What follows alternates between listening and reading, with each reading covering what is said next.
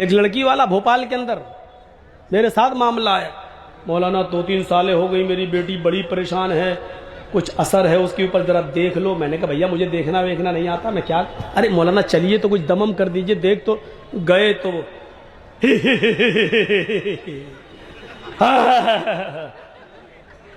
मैंने कहा यार ये तो बड़ी आंखें फाड़ रही है, कहीं कच्चा ना चबा जाए। क्या है, अपने बाप से कहती किसको लाया है, बड़े बड़े आ गए कुछ नहीं कर पाए, ये कल का लौंडा ये क्या करेगा।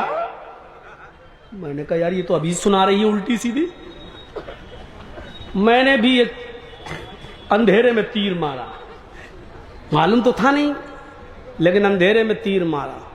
मैंने कहा यहां अपनी कमजोरी साबित मत करो।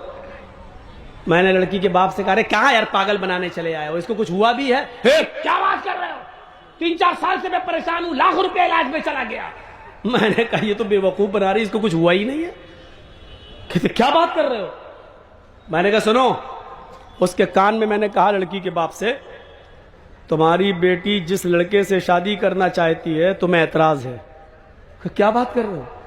मैंने कहा वो स्कूल में जाती थी, किसी लड़के से प्यार कर बैठी है। ये सब मैं ऐसे ही कह रहा हूं, मुझे खुद नहीं मालूम, अंधेरे में तीर चला रहा हूं मैं।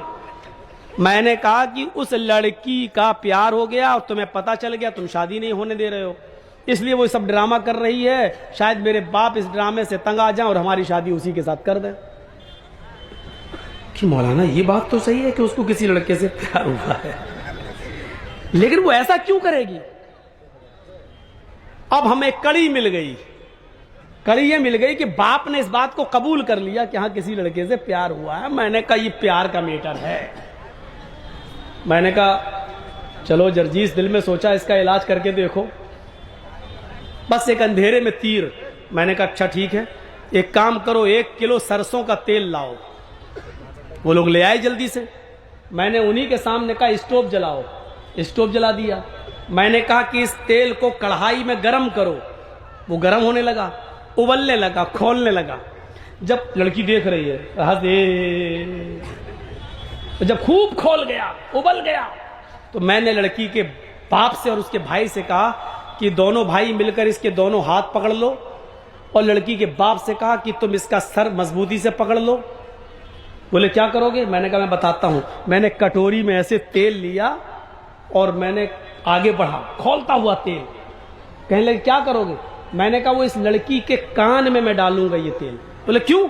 मैंने कहा जो शैतान इसके अंदर घुसा हुआ है वो कान और आंख के रास्ते से अभी निकल के भागता, तुम देखिएगा। मैं इस लड़की के कान में डालता हूं ये तेल, खोलता हूं, पकड़ो कस के।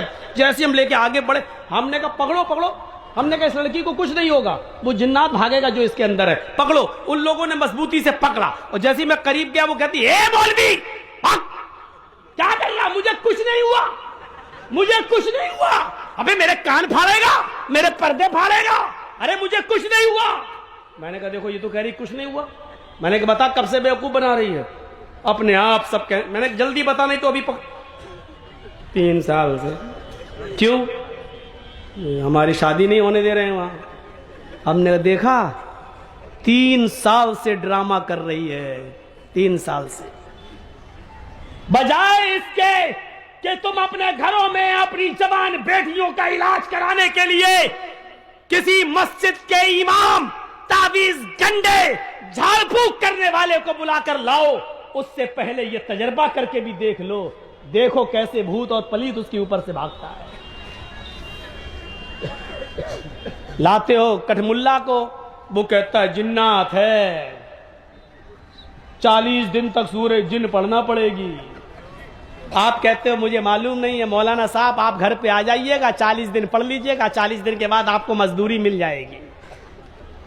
40 दिन तक वो पढ़ता रहा, आप ऑफिस में जाते हैं, 20 ही दिन हुए, पता चला बेटी भी गई, या बीवी भी था तो बीवी भी गई, वो मौलवी भी गया,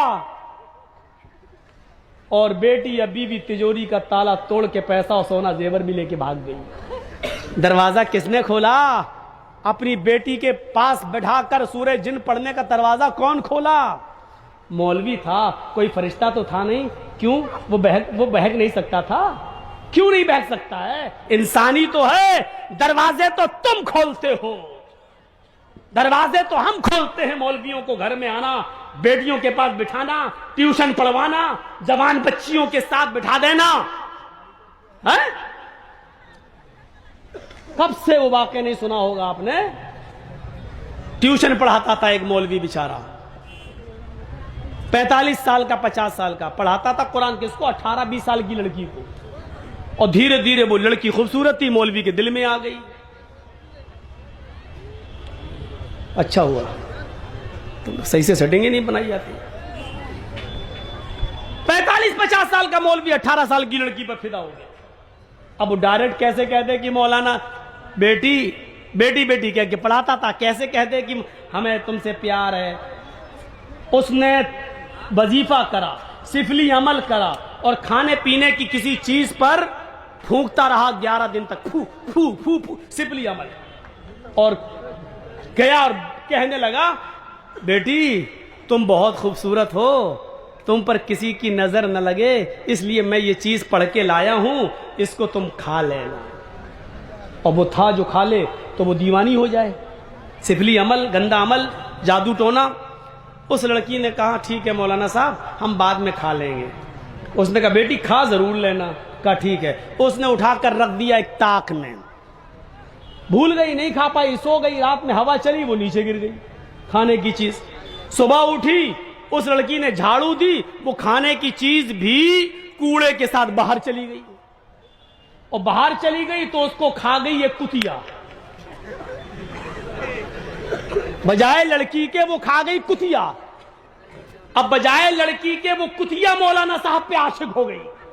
जहां मौलाना साहब वहां कुतिया, जहां मौलाना साहब वहां कुतिया, जहां मौलाना साहब कुतिया। मौलाना साहब नमाज पढ़ने जा रहे, कुतिया भी मस्जिद की तरफ जा रही। मौलाना कहते कौन सी मुसीबत में फंस गए। बाद में पता चला कि मौलवी ने जिसके लिए कुआं खोदा था उसमें खुद गिर गया। मेरे भाइयों, आप किसी मौलवी से कहो कि मुझे फलां की लड़की से मोहब्बत है, फौरन दे देगा। और उसी मौलवी से कहो कि मुझे आपकी बेटी से मोहब्बत है, तो कमीना आ गया। जो चीज तुम अपनी बेटी के लिए पसंद नहीं कर रहे हो, दूसरों के लिए वो चीज कैसे बना के दे रहे हो तुम? आए मौलवी, मौलवी जर्जीस तुझे मौलवी नहीं कठमुल्ला मानता है, बिका हुआ मानता है, जमीर फरोश मानता है। मौलवी जर्जीस की नजर में तेरी कोई औकात नहीं है। मेरे भाइयों, ये ज़िम्नन बातें आ